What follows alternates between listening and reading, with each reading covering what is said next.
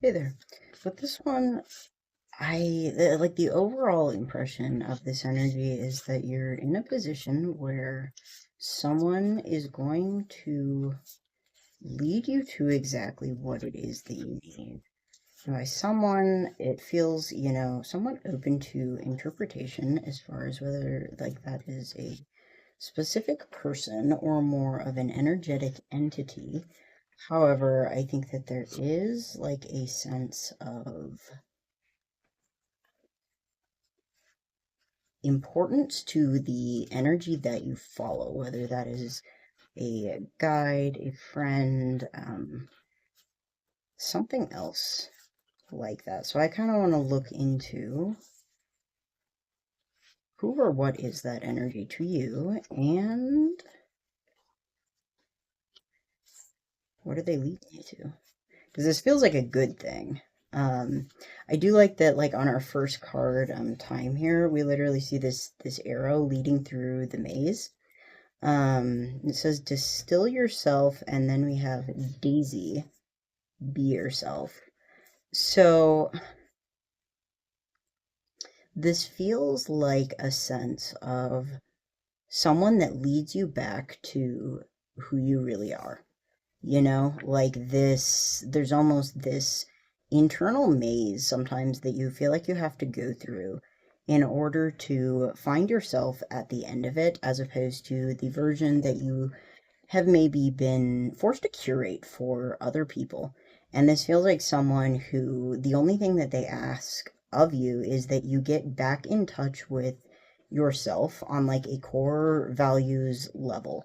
Like what really matters. And there's a lot of like parts to you, kind of like in this daisy photo. There's plenty of daisies there, but there's one that's kind of being highlighted, and I think that that is the like distilled version of you that is very much in alignment with what you know to be true. And we have the Three of Wands, Fulfillment, Page of Vessels, and the World Tree. So this also feels like with that Page of Vessels, Page of Cups, like this may be an energy that presents as somewhat playful, lighthearted. Like it could be, the actual energy of a younger person or a child, or just someone who is like very in touch with their inner child. But with the world coming in there, it's not like immature. It's like there is this sense of almost someone who is wise enough to know how to be soft, how to be playful, how to be gentle. There's also this sense with this of coming full circle. Coming full circle is what I'm hearing. Someone who is somewhat like involved, invested, like a permanent fixture in your life in some capacity, whether that is a family member or, a spirit guide or whatever else, close friend. Someone who, for better or worse, is sort of with you through all seasons. On this Three of Wands, I think that this is something or someone that is going to drive you to move forward with something. What is it that they're?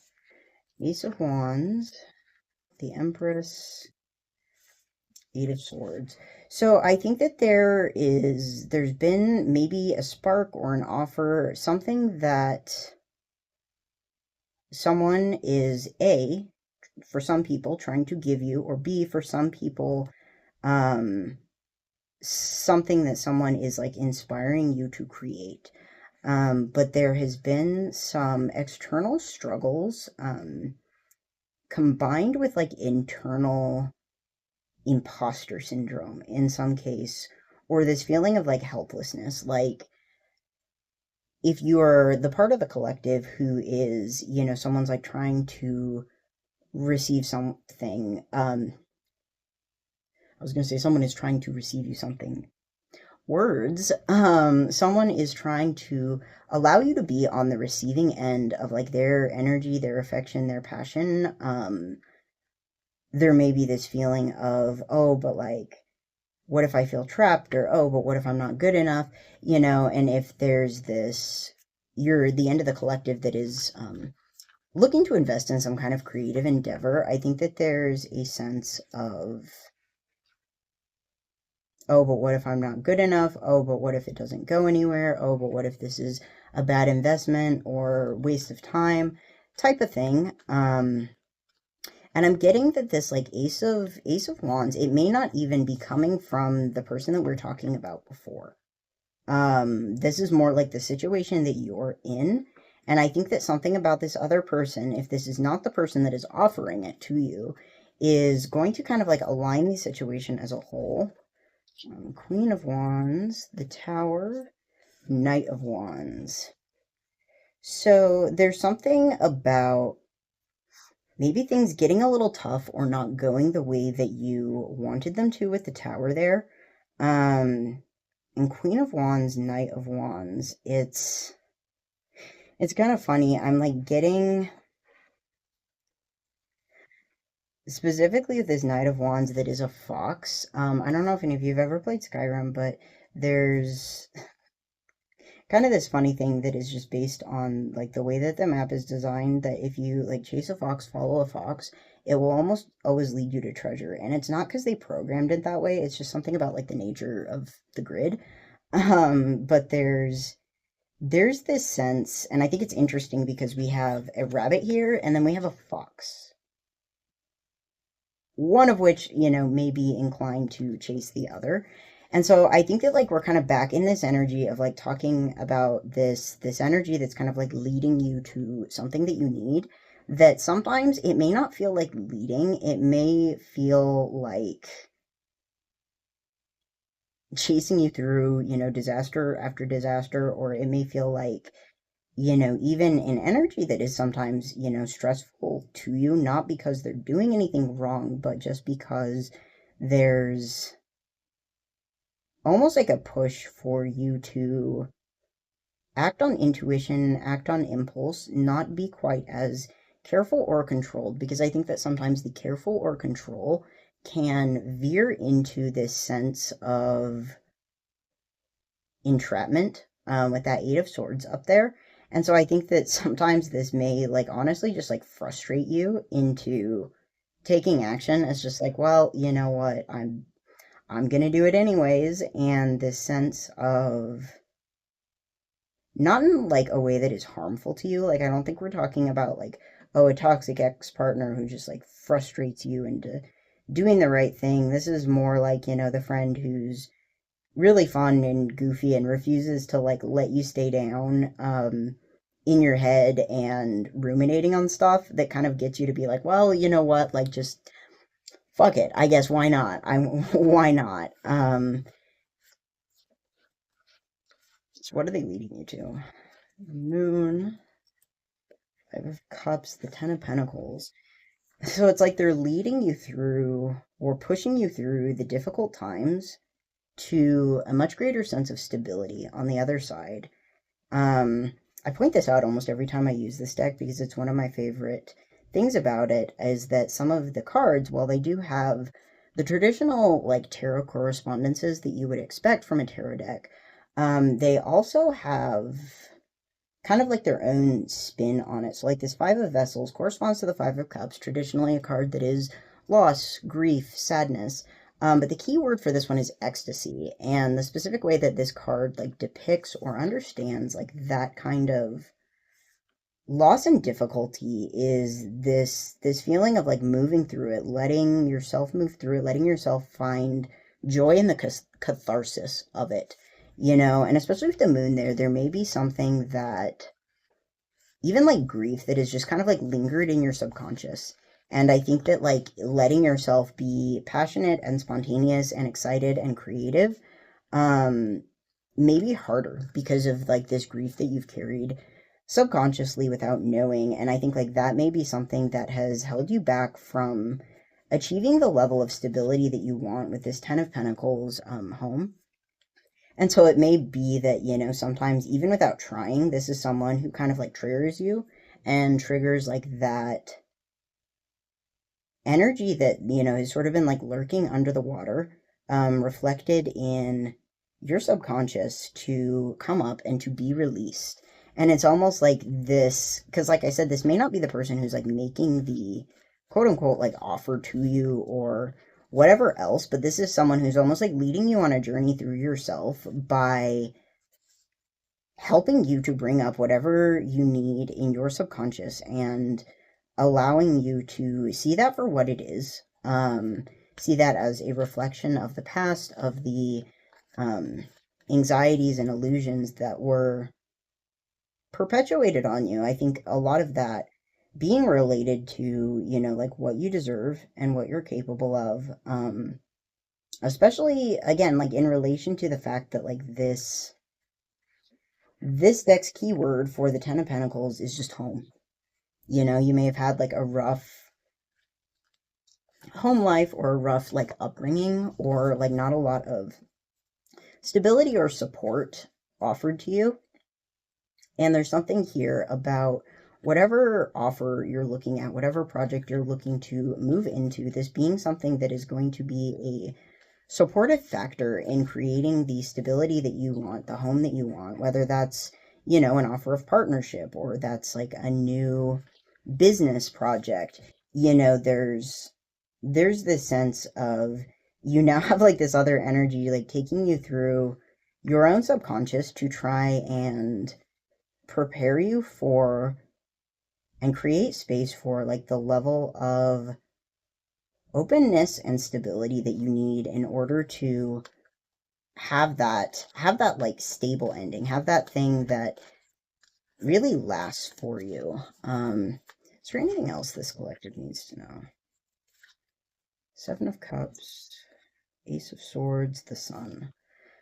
So, and this is another one that's a little different in this deck, the Seven of Cups, which is typically a card that looks at like choices, but from the with sort of like the warning of the caveat that having a lot of choices can sometimes lead you to this illusion of possibility, and you can get very stuck in that energy of what if or what about that or this or that, when in reality there may not even be any viable choices except for the choice that's, the right choice for you.